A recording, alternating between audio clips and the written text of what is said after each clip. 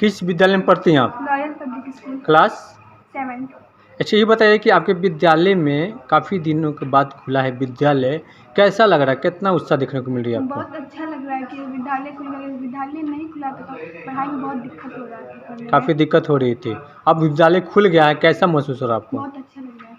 Corona कितना काफ़ी दिनों के बाद विद्यालय खुला हुआ है, कैसा आपको लग रहा?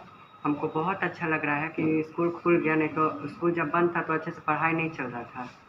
पढ़ाई बाधित हो रही थी। हाँ, ऐसे में आप लोग का परीक्षा होने वाला है, कितना पढ़ाई हो रही है बताइए?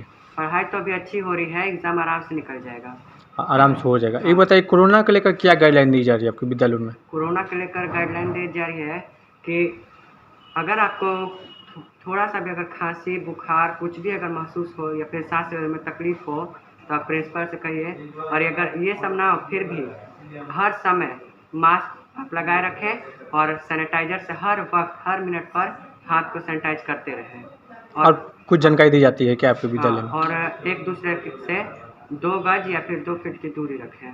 ठीक है, नाम बता दो अपना। निखिल कुमार पांडे। स्कूल के क्या नाम है आपका? Loyal public school. काफ़ी दिनों के बाद विद्यालय खुला हुआ, कैसा लग रहा है आपको? बहुत अच्छा लग रहा है।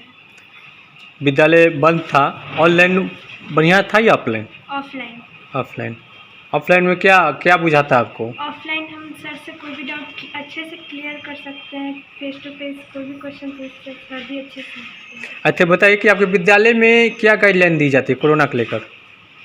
कोरोना को लेकर कि हम मास्क अच्छे से लगाएं, हाथ अपने हर एक समय सैनिटाइजर करते रहें, एक दूसरे से 2 गज की दूरी। कहाँ निधि कुमारी। क्या रहती हैं आप? मोरा क्या नाम है आपका स्कूल का? Loyal public school. काफ़ी दिनों के बाद विद्यालय खुला हुआ, कैसा लग रहा है आपको, ये बताइए? बहुत अच्छा लग रहा है कि स्कूल खुला जी। और पढ़ाई भी अच्छा चल रहा है। पढ़ाई अच्छा चल रहा है। ये बताइए कि ऑफलाइन बढ़िया है या ऑनलाइन? ऑफलाइन बढ़िया है। ऑफलाइन। क्या खासियत है ऑफलाइन में? ऑफलाइन में ये खासियत है कि हम लोग फेस टू फेस पढ़ते हैं और कोई डाउट होता है तो हम सर से अच्छे से पूछ सकते हैं। जी। सर भी अच्छे से बताते हैं। तो मैडम बताया जाए, काफ़ी दिनों के बाद विद्यालय खुला हुआ है, आपके विद्यालयों में किस तरह कोरोना को गाइडलाइन देखते हुए पालन किया जा रहा है? काफ़ी दिनों बाद स्कूल्स खुल रहे हैं तो हम लोग को एक प्रॉपर अपने पॉइंट ऑफ व्यू से खोल रहे हैं ताकि किसी भी बच्चे को किसी तरह का कोई इन्फेक्शन नहीं हो। उसके लिए हम अपने विद्यार्थी में प्रॉपर सैनिटाइजर्स की व्यवस्था करे हैं। जितने भी स्कूल के बच्चे जब एंट्रेंस लेते हैं तो उनके हाथों को अच्छे से सैनिटाइज हम लोग कराते हैं। गेट पे ही हमारा गार्ड सारा सैनिटाइज वगैरह करा करके ही बच्चों को इन कराते हैं। इसके अलावा हर एक बच्चे को प्रॉपरली पूरे क्लास में मास्क वगैरह पहनना, इस तरह से टीचर्स को भी गाइडेंस दिया गया है कि छोटे बच्चों का जैसे नर्सरी और एलकेजी यूकेजी इन छोटे बच्चों को ध्यान देना है कि वो मतलब कि अपना 1-2 मिनट के लिए भी मास्क हटाएं नहीं। जी। और बच्चों को एक बेंच पे हम लोग ऐसी व्यवस्था करें हैं ताकि 2 बच्चे ही एक बेंच पे बैठे, एक इस साइड और एक इस साइड, ताकि प्रॉपर 2 फीट 3 फीट के बीच की उनकी दूरी मेंटेन रहे। अच्छा, ये बताया जाए, बच्चे को जब टिफ़िन हो जाती है तो उस समय आपको क्या कुछ करती हैं आप लोग बच्चे को? टिफ़िन के होने के पहले सारे बच्चों को गाइडलाइन दिया गया है कि आप लोग हैंड वॉश करें, हैंड सैनिटाइज करें, उसके बाद ही लंच करें। और टीचर्स भी ये सारे क्लास में टिफ़िन लंच के पहले सारे बच्चों को, स्पेशली छोटे बच्चों को जो अपने से नहीं कर सकते हैं, उनको टीचर्स खुद से हैंड सैनिटाइज कराते हैं। नर्सरी एलकेजी के बच्चों को, जूनियर क्लास के बच्चों को उनको हैंड सैनिटाइज कराते हैं, अपने सामने हैंड वॉश कराते हैं, तभी वो लंच करते हैं। अच्छा, ये बताइए आपके विद्यालय में शिक्षा किस तरह दी जाती है? हमारे विद्यालय में प्रॉपर शिक्षा दी जा रही है। अभी देखा, अगर कोरोना के हिसाब से भी देखा जाए तो कोरोना के जब से कोरोना चला है तब से काफ़ी स्कूल्स के बच्चे, मतलब काफ़ी बच्चों के पढ़ाई पे काफ़ी इफेक्टेड पड़ा है। लेकिन हम लोग प्रॉपरली सोचते हैं कि 2 महीना भी हमारा स्कूल अगर ओपन हुआ, ऑफलाइन हमारा ओपन हुआ, तो हम लोग उसमें सोचते हैं कि जितने भी बच्चे को जो भी पीछे के जो भी वो भूल चुके हैं, जो उनका पढ़ाई का कवरेज नहीं हो पाया है, उसको हम लोग इन 1-2 महीनों में किसी भी तरह, क्योंकि हमें पता है कि हर एक 2-3 महीने में फिर कोरोना का आने ही वाला है, वेव आने वाला है जी। और फिर स्कूल अफेक्टेड होगा।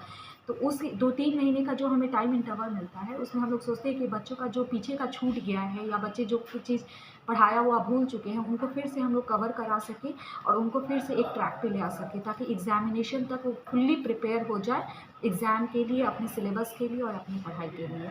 अच्छा, ये बताइए कि किस तरह बच्चे को, जो आर्थिक कमज़ोर हैं बच्चे, आपके विद्यालय में शिक्षा दी जाती है? देखिए, आर्थिक कमज़ोर वाले बहुत सारे ऐसे बच्चे हैं जिनको हम लोग निःशुल्क भी पढ़ाते हैं, ठीक है। उसके बाद जिसके हिसाब से है कि अगर हमारे यहाँ बच्चे, कुछ ऐसे भी पेरेंट्स हैं जो बहुत ज़्यादा आर्थिक वीक भी नहीं है और बहुत ज़्यादा स्ट्रॉन्ग भी नहीं है, उनके फ़ी में हम लोग काफ़ी कंसेशन भी, रिलैक्सेशन, अगर उनके फैमिली में कुछ ऐसे प्रॉब्लम्स हैं, जैसे बहुत एक दो मतलब कि ऐसे भी हैं जिनके फादर नहीं है, या फिर फादर मतलब कि उनके जो मेन गार्जियन हैं वो अनेबल हैं, उनके सोर्स ऑफ इनकम वो इकट्ठा नहीं कर पा रहे हैं। खासकर कोरोना में बहुत सारे गार्जियंस के लोग के इनकम की स्रोत की कमी हो गई है, और इससे हमारे स्कूल भी काफ़ी इफेक्टेड हो रहा है। लेकिन हम लोग अपनी इनकम को ना देख करके, अपने प्रॉफिट और लॉस को ना देखते हुए, हम लोग गार्जियन के बारे में सोच रहे हैं कि बच्चों को पढ़ाई हैम्पर नहीं हो। उनका अगर इनकम ही कम हो गया है तो कोई दिक्कत नहीं है, हम लोग बोलते हैं कि आप अपने बच्चों को भेजिए स्कूल, भले ही आपसे फ़ी नहीं लेगा जब तक आपका इनकम आप अपना कवर नहीं कर पा रहे हैं, लेकिन आप अपने बच्चों को भेजिए स्कूल ताकि उनकी प्रॉपर्ली पढ़ाई चले, उनके एजुकेशन पे अच्छा, ये बताइए कि हैम्पर ना हो। फरवरी माह या मार्च माह एडमिशन का डेट होता है, अपने अभिभावकगण और बिहार वासियों से क्या अपील करती हैं कुछ?